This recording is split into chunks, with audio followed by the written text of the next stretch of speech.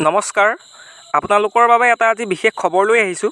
মোক বহুতে কমেণ্ট কৰি সুধি আছিল যে দাদা ADR গ্ৰেড 4ৰ এডমিট কাৰ্ডটো কেতিয়া আহিব, বা এনেকুৱা এটা কনফিউজন হৈ আছিল যে ADR গ্ৰেড 4ৰ যিটো এডমিট কাৰ্ড আহি যাব আমি গম নাপাম, আমি এক্সাম দিবলৈ নাপাম। তেনেকুৱা এটা কনফিউজন সকলোৰে মনত আছে, যিসকলে গ্ৰেড 4ৰ এক্সাম দিবৰ কাৰণে ৰৈ আছে।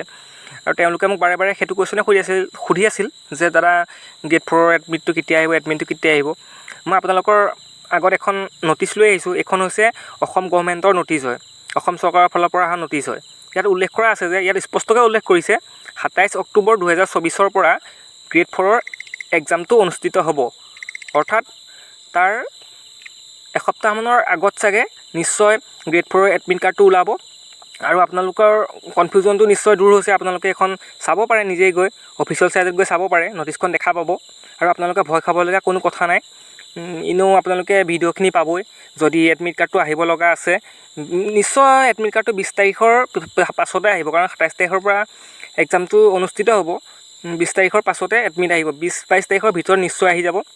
আৰু আপোনালোকে কোনো চিন্তা নকৰিব, আপোনালোকে মোৰ চেনেলটো ছাবস্ক্ৰাইব কৰি ৰাখিব, যাতে মই যেতিয়া এডমিট ওলাব গ্ৰেড 4ৰ, মই লগে লগে ভিডিঅ' এটা আপোনালোকৰ বাবে তৈয়াৰ কৰিম। আৰু আপোনালোকে নিশ্চয় গম পাবই মোৰ চেনেলটো যদি চাই থাকে। আৰু আশা কৰোঁ আপোনালোকে এতিয়া কোনো ধৰণৰ চিন্তা কৰিবলৈ দৰকাৰ নাই, আৰু আপোনালোকে নিশ্চিন্ত থাকক আৰু ভালদৰে পঢ়া শুনা কৰি থাকক। যেতিয়া এডমিট কাৰ্ড আহিব তেতিয়া পঢ়িবলৈ নথ'ব, তৈয়াৰী এতিয়াৰ পৰা আৰম্ভ কৰি থাকক। আপোনালোকৰ নিশ্চয় পঢ়া শুনাটো আগবাঢ়িয়ে আছে, তথাপিও আপোনালোকে এইটোক লৈ কনফিউজন হৈ নাথাকিব যে এডমিট কাৰ্ডটো কেতিয়া আহিব, গম নাপাম নেকি। আপোনালোকে ভয় কৰিবলৈ কোনো কথা নাই, নিঃসন্দেহে থাকক।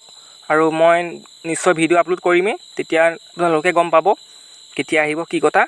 মোৰ অনুমানিক 20 তাৰিখ আৰু 22 তাৰিখৰ ভিতৰত নিশ্চয় গ্ৰেড 4ৰ এডমিট কাৰ্ডটো আহিব। আপোনালোকে অপেক্ষা কৰক, ভয় নাখাব। Thank U.